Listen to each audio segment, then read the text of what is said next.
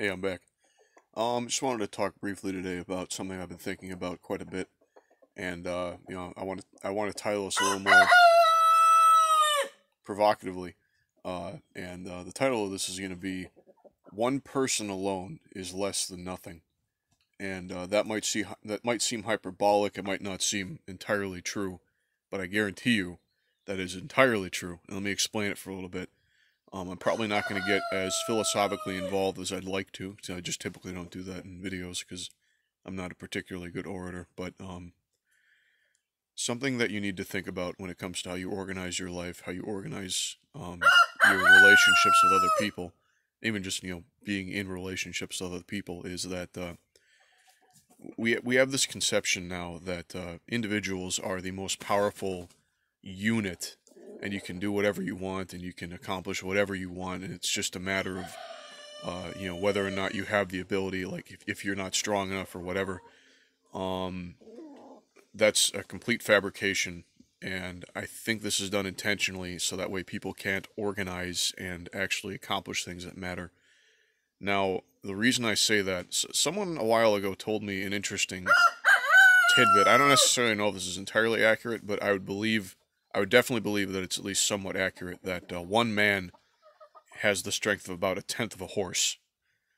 And that's like a fully capable, like, man in his prime that is well worked. So when you think about it like that, it's like, no matter how strong you get, no matter how agile or adept you get, you're still one tenth of a horse. Doesn't matter. It doesn't really matter what you do at your peak. And you can bring up there's exceptions and all this. I'm talking, you, not some kind of fucking jacked dude that's got the upper, three standard deviations away from the mean of strength potential. I'm talking you and me, by the way. We're one tenth of a horse, even if we are at our absolute physical peak. And that really doesn't matter. So if you want to have the power of one horse, I need you to shut up, bird. You need 10 men to make one horse. Think about that for a minute. Think about that. Think about the implications of that for 1 minute. I was plowing earlier this year, and I'll probably be plowing later this fall because I want to get more of the field done. I didn't have time this spring. It was too wet, and I had to get stuff in the ground. But you ever try pulling a plow by yourself? It's very hard. You probably don't want to do it. I rigged up a system because back in early spring when it was pretty wet, I was getting really annoyed with my tractor getting stuck. So I rigged up the system of ropes and shit around my waist, and then I did like a loop around arms, and then I did one around the chest. And needless to say, I didn't get very far because pulling a plow is extremely difficult, and doing any sort of manual labor is extremely difficult. And the more people you have to do it with, it's way fucking easier, man. Two people shoveling, you'd be amazed how fast it is compared to one person shoveling. Two people framing a building, you'd be amazed how easy it is compared to one person framing a building. That's just two people. Imagine if you had 10 fucking people. 10 people working on the same project.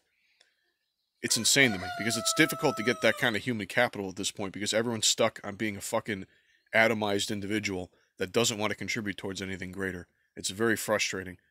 And again, I think this is intentional, because if people understood that they have a greater context in a group, they can reach a greater potential, they can actually accomplish something of worth in a group, that might actually cause some distress to existing power structures and things like that. So, again, I think this incredibly individualistic message is beaten into people intentionally, so that way you feel worthless, so that way you can't actually accomplish things, because at the end of the day, one man is one tenth of a horse. Doesn't matter what you do. Doesn't matter what you do. And intelligence-wise, the congregation of ideas is always better than one man thinking for himself. So when it comes down to that, if you're around a lot of different people that have a lot of different ideas, you're going to have a synthesis of ideas that would have a greater outcome than if you just thought for yourself, which is a huge thing. And this is why I find it dangerous that on the internet you have people, getting up in these weird, like really oddly specific cliques where there's not a lot of outside ideas brought in, because that just fucking breeds a whole lot of fucking problems. I'm trying to stay on point though. This is a big thing because a lot of people don't think this way, and until you're actually in a position where you have to do a lot of hard physical labor, you don't actually understand your limits and what it's like to have people helping you. No, I'm lucky. I've got, my best friend Gabe, and we do a lot of the shit that we do together, and I can't imagine doing any, like, we have such an extensive operation going on right now that I can't imagine doing any of this myself. He definitely couldn't do it himself because he's got a fucking family to take care of. And, right now we're building his house, and, if either one of us had to do that ourselves, it'd be a fucking nightmare. But because we can both, get together and make it happen, it fucking really speeds things up and makes things more accurate, all that shit. I'm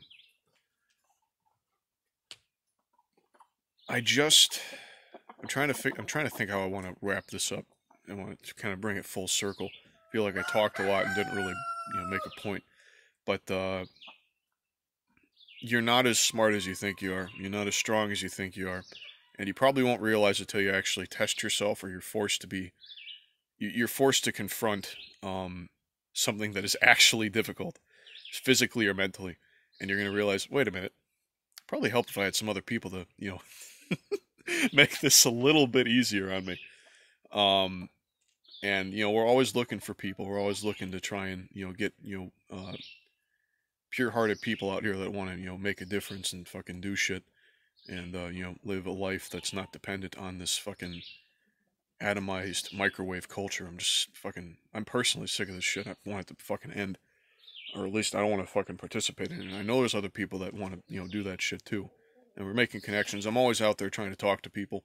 You only see me in these videos because I usually just record these when I have a lot of shit to do. But if I just want to take a quick break, it's like, I could talk about a thing for a minute. So it's usually just me. But don't get it twisted. It's not just me. I got a big network of people I've been working on developing up here. For example, a friend from church gave me a whole bunch of tomato transplants, which is huge because if you buy those individually, they're like fucking $3 a piece, and I got like 20 of them for free. And that's just, like a tertiary person helping you. No, it's, I've got my friend and all that, and we got people that come around, neighbors and stuff. So don't think it's just me doing this shit, because it's not just me. If it was just me, I don't know why I'd do anything. And that's kind of a big thing, too. I think one of the reasons that people have issues with depression and, shit like that is that the self is a horrible motivator to actually accomplish things. If you're just doing things for yourself, you're going to hit an upper peak, an upper limit really fast on, what you actually want. This happened to me pretty early because I've been working for a very long time. I've had access to money for a very long time that I earned, by the way, me. And, never made me happy. Buying things never made me happy. I've never been a very materialistic person. I like to help people. I like doing things for others. I like seeing what I can do to make other people happy, which that's just always kind of been my personality. So, trying to, especially with women, I feel like this is a problem, but I'm not going to really get into that because I'm not a woman. But I mean, if you're just sitting there and you're by yourself and you're thinking, what can I do to make my shit better? And you're not really thinking about other people, and it's just you. Why even bother? Why do anything to make your life better? It's just you. And even if you're incredibly prideful, that's probably not a good enough motivation to actually do things, because at the end of the day, you can justify whatever you're doing and just make that fine. Whereas when you have other people in the picture, you have objective standards and you have a concept of where you want to go, where you want to end up. And you can actually feasibly achieve it when you have a lot of people. Not a lot of people. When you have a solid core group of people working towards the same goal, you have actually a lot bigger chance of accomplishing it than if you're just by yourself. And this is something that people don't like to admit. This is something people don't like to talk about. But, really, you by yourself, I say it's less than worthless, because the thing is, like, you could have such a huge impact if you actually, swallowed your fucking pride and, worked with others. You could be, even if you're like, again, I'm an average person. I'm not particularly strong. I'm not particularly smart. I'm not particularly attractive. Definitely not on that last one. But, You know, just when I come together and work with other people, I'm always amazed with what I can accomplish, what I can do, the things that can come out of that. And none of that would come out just by myself. And I've done a lot of shit by myself. But at the end of the day, it's like all the things that I did for myself by myself. It's like, what did it do for me? Nothing at the end of the day, other than give me skills that I could use to help others. And it's I think that's kind of that's the big thing, is just if you feel like you're unmotivated, you feel like you're not going anywhere, you feel like you don't have a direction, you feel dispassionate. The reason is because man is not meant to be alone. The reason is that man is not meant to function as an atomized individual unit. If you put yourself in the context of a greater picture, of a greater tribe or society or whatever you want to say, you'll actually... Chicken's staring right at me yelling. You'll actually create context, you'll create meaning. And even the most difficult things that you have to do, you'll do with pleasure, because you'll be able to do it in service of others, and by helping others, you also help yourself, rather than just try and contrive. Dude, you need to shut up. Rather than trying to contrive... Oh. You guys calm down for like 10 minutes, please? God damn it. Rather than trying to contrive, abstract, retarded reasons for improving yourself, when really the entire reason to improve the self is in service of the people you love and care about. And I think I'm going to bring up this last point, and then I'm going to kind of peace out here, and I might do a longer video on this at some point. I say it a lot, and it never happens, so it probably won't happen. But in case it does, I might do a longer video on this at some point, talking about, Platonic philosophy, application of love, and all that shit towards, group dynamics and the self and stuff. I'm not going to talk about that right now, though. I just want to get this over with. I think the whole fetishization, not fetishization, but this extreme obsession that I see with people, to have a romantic interest, boyfriend, girlfriend, fucking wife, whatever. Now, I'm not going to disparage this. Obviously, it's a good thing. Obviously, when you're talking about being in service to others, that's a wonderful thing. And I'm not disparaging that, but I am saying, though, that if you are trying to derive, like, if you're incredibly individualistic and you're trying to figure out why you're fucked up and depressed and why you don't know what you want to do or why, trying to think, well, maybe if I had a gal, maybe if I had a, maybe not so much the other way, but maybe if I had a gal, all my problems would go away and I'd feel validated. That's not how that works. No one other person can actually fully fucking deal with your problems and what you need. You need to create... If you're expecting to receive validation from one other person, you're fucking really off the mark. Your friends are going to be there for you your true friends are going to be there for you in a way that you don't actually understand until you're in a lot of trouble or you're having difficulties with your relationship or whatever. Because the person that you thought was there for you, not necessarily thought, but if you're just having friction, this is another thing too, is, when you're in a romantic relationship, you're dealing with someone almost constantly, which can generate friction, because if you're around anyone for long enough, I don't care how much you like them, I don't care how much you love them, you're eventually going to get fucking annoyed with them. And even if it's not like a deal breaker, it's just going to happen. So it's nice to have someone to talk to, people to talk to when you're, frustrated, you want to just vent some anger, you want to talk about something else, you want to have a little bit of a change of pace. Expecting your significant other to be that for you, everything for you, is fucking like insane to the point where it should just be self-evident by me saying that. So again, a lot of times what people need before they think that they need to have, a significant other, a lover, or whatever, is they need some actually honest to God good friends they can fucking work with and do good shit with. Because I feel like if a lot of people actually approached that and thought about it and, actually met people that that were worth a damn, they'd realize, hey, maybe this is what I was looking for all along. Again, not disparaging relationships. Obviously, it's a good idea and you should do it, but you need to go into it with the right mindset. Because if you go into dating someone with the wrong mindset, you're gonna fuck a lot of things up, including you and probably also them. So you need to think very hard about yourself before you even fucking think about doing that. And a lot of people don't do that, which is why everyone's fucking damaged and broken right now. My opinion. Uh, so anything else I want to say? I guess I'll mention this really quick and then I'll be done. Um, Now the internet's all well and good. I enjoy talking to people on the internet, not as much as I used to, but I still do. That's why I still do this shit. Um, it's very easy to have an active internet life and think you have good friends, but when you're actually going through tribulations, you need a helping hand to, build a house or plant a fucking vineyard, or plow the fucking soil and work that up.